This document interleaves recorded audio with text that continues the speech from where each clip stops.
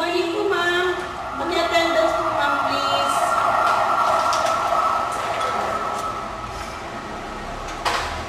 Ano po ang name, ma'am? Mali po ba yun? Okay, ma'am. Please sign po. And then you are assigned at room number 4. Please proceed to your room now. Please sign on the attendance sheet, ma'am. Miss Lara, you are also assigned at room number 4. Please proceed to your room now. Asan kaya ang number 4? Na ikakilapin na lang natin ako.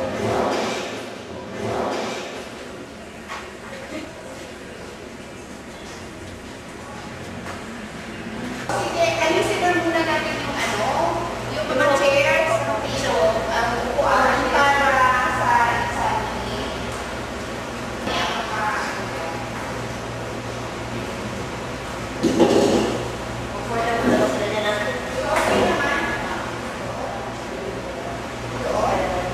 Nakita mo yun? Picture sila. So, dito ang number 1. Di ba spiral yun? Opo. Kapalit ka niya? Okay.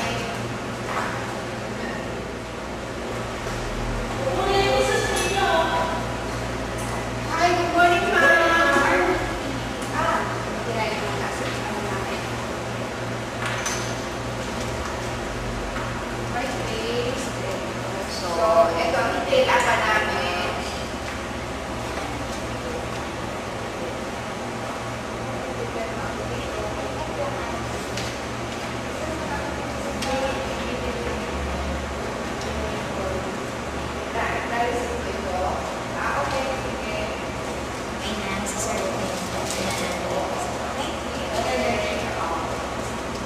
Pabalik na lang. Examination, pagkatapos Yung date, tapos base na.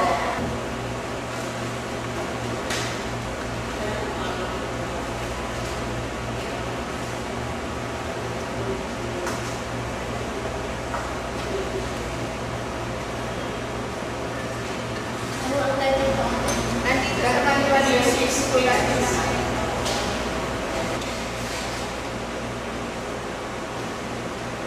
Page 6. Nasa page 6 yung susulat lahat na. Ito pala, ipopost natin ito.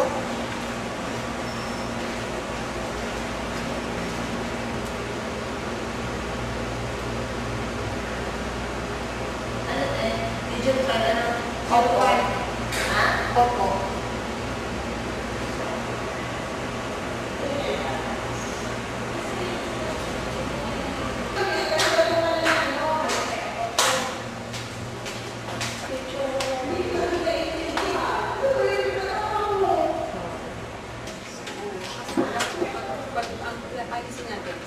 Good morning po, room 4. Yes.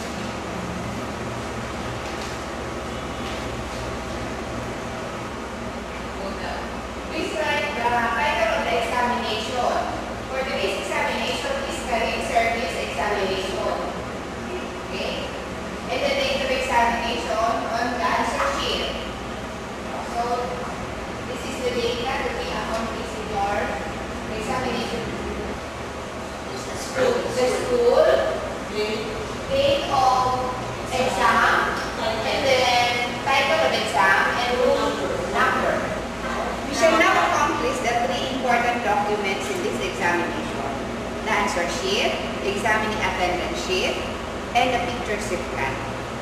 Please use ball pen in accomplishing these documents. However, in shading your answer in the answer sheet, you shall use pencil.